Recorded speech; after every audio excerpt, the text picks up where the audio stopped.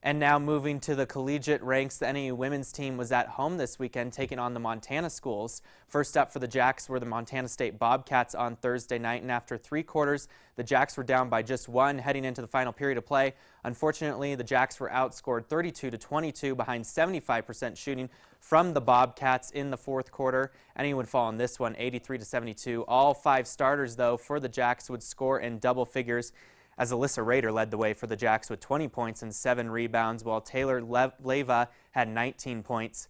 The Jacks had a chance to bounce back on Saturday, though, against the Montana Grizzlies. And NAU was ripe for a comeback on Saturday afternoon, and it looked like they just might be able to pull it off.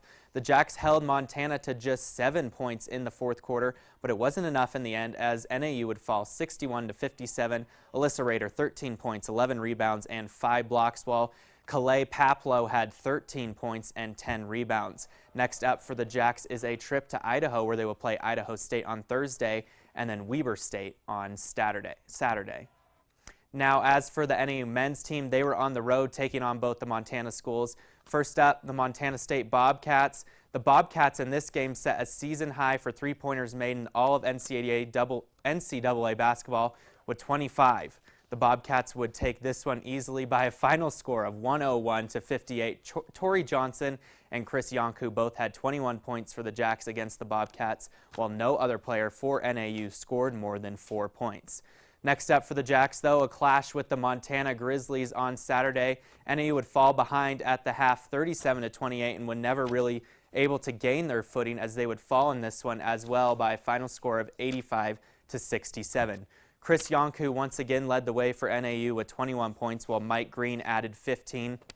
The Jacks are back at home this coming weekend, taking on Idaho State and Weber State. Switching gears now and moving to track and field, the Lumberjacks hosted the NAU Invite over the weekend and had a great showing as they gear up for the Big Sky Championships.